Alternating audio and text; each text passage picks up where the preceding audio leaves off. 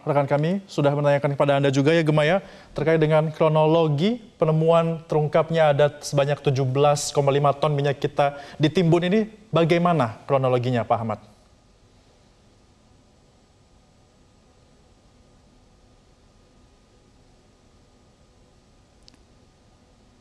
Ya Pak Ahmad, audionya mungkin boleh di-unmute terlebih dahulu di Zoom.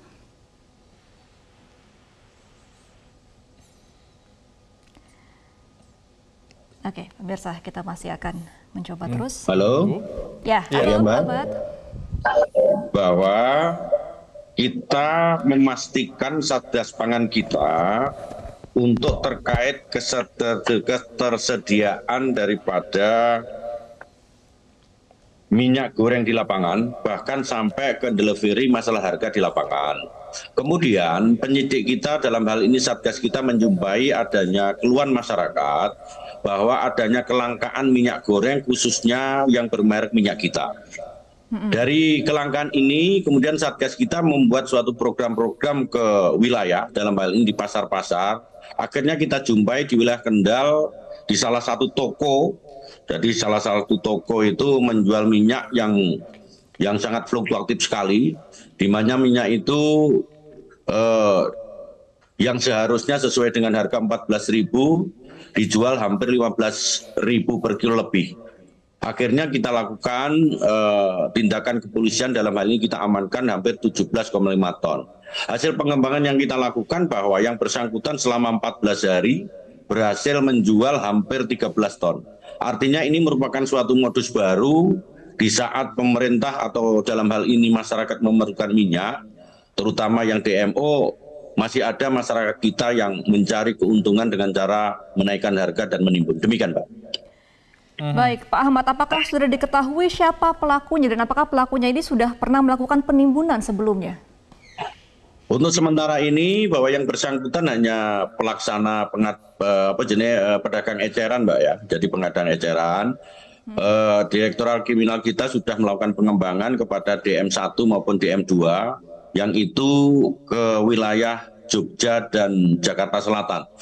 Jadi pusatnya itu di wilayah Jogja dan Selatan, yang nanti saya akan koordinasi dengan Polda Jogja maupun DKI Jakarta. Demikian, Pak.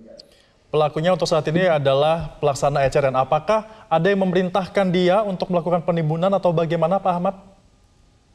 Ini untuk sementara masih kita kembangkan, Mas. Jadi sementara masih kita kembangkan karena saya yakin ini permainan mereka. Karena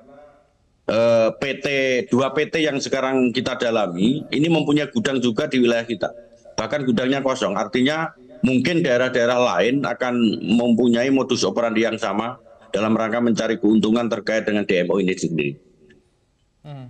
Baik Pak Ahmad, apa ancaman hukuman yang akan dikenakan kepada para pelaku ini? Sebenarnya untuk yang bersangkutan selama diri sudah koordinasi dengan Deperindak. Sementara kita lakukan hukuman administrasi dan minyak itu kita distribusikan kembali kepada masyarakat yang membutuhkan sesuai dengan harga. Toh nanti mengulangi hal yang sama ya kita lakukan ancaman pidana. Demikian, Pak.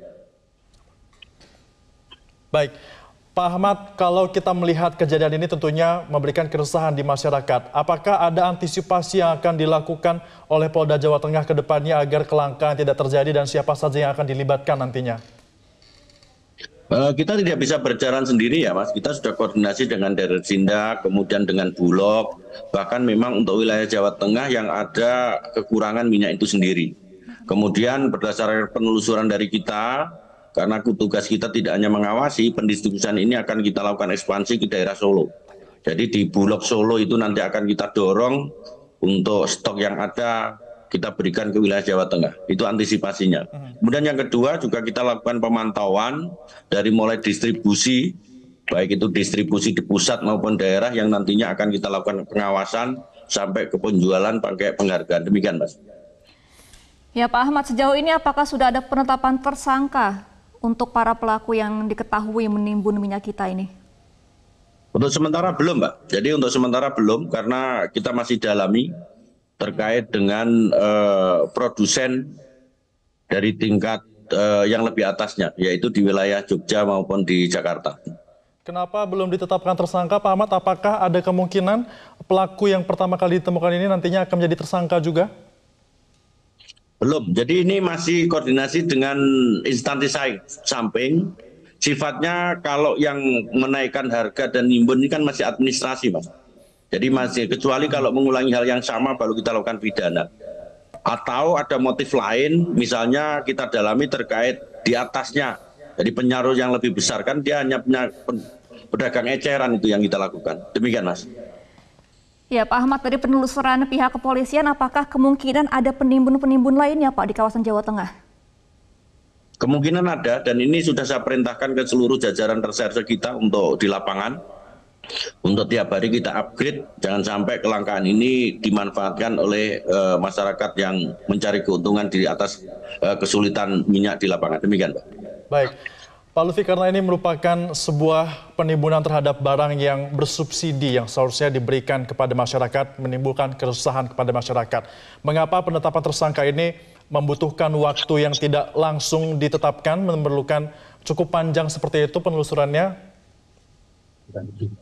Karena minyak yang ditimbun bukan bersubsidi, Mas. Jadi DMO ini kan bukan minyak bersubsidi. Jadi aturan itu yang harus kita pegang. Kalau itu menjadi mata pencaharian, kemudian dia dengan maksud untuk mencari keuntungan yang di atasnya ada perusahaan besar, baru kita lakukan penetapan tersangka. Demikian, Mas. Baik, berarti kami konfirmasi kembali ya Pak Ahmad, berarti yang ditimbun ini tidak ada minyak kita ya? Atau ada sebagian minyak kitanya? Karena kita lihat di layar itu ada minyak kita yang ditimbun. Yang ditimbun itu minyak kita, Mas. Jadi minyak yang tidak bersubsidi, minyak kita yang sekarang menjadi atensi pemerintah terkait dengan harga pemerintah yang 14.000 itu. Oke, berarti minyak kita yang bersubsidi yang ditimbun oleh? Tidak bersubsidi. Tidak. Ini minyak kita yang tidak bersubsidi. Mereknya itu minyak kita, minyak ini tidak bersubsidi. Halo? Oke. Baik. Ya, baik. Baik, kemudian langkah ke depannya bagaimana Pak yang akan dilakukan selanjutnya? Jadi, selanjutnya dari hasil penyitaan yang kita lakukan, kita koordinasi dengan Disperindak dan lain sebagainya. Minyak yang kita sita segera kita distribusikan sesuai dengan harga di pasaran. Dan sudah kita lakukan, kan ada kejadiannya baru kemarin. Termasuk kita juga koordinasi dengan Bulog dan lain sebagainya untuk melakukan hal yang sama manakala kita jumpai kegiatan ini. Dan barangkali nanti kalau kita dapatkan minyak yang lebih besar kaitannya dengan distribusi wilayah Jawa Tengah, Polda Jawa Tengah akan membantu terkait dengan distribusinya di lapangan agar tidak terjadi adanya spekulasi. Demikian. Baik, Pak Ahmad, kami ingin mencoba mengkonfirmasi satu kali lagi, apakah ada perbedaan antara minyak kita yang bersubsidi dengan minyak kita tidak bersubsidi yang Anda temukan di lapangan ini? Yang kita temukan, saya konfirmasi, yang kita temukan adalah minyak yang tidak bersubsidi. Mereknya adalah minyak kita. Saya ulangi, yang kita temukan adalah minyak yang tidak bersubsidi. Mereknya minyak kita. Demikian, Mas. Oke, antisipasi Pak untuk langkah ke depan supaya tidak ada penimbunan barang-barang seperti ini lagi, bagaimana Pak? Dan kita melakukan operasi, jadi Satgas Pangan kita seluruh jajaran Polres itu melakukan kegiatan-kegiatan kepolisian di wilayah. Jadi Babin Kamtipmas, Babinsa, dia ke pasar-pasar, kemudian dia melakukan pengamatan, kemudian di distributor kita lakukan pengamatan. Barangkali ini itu ada distribusi yang kurang, baru kita bantu untuk pendistribusiannya dan lain sebagainya. Itu langkah-langkah yang kita lakukan ke depan.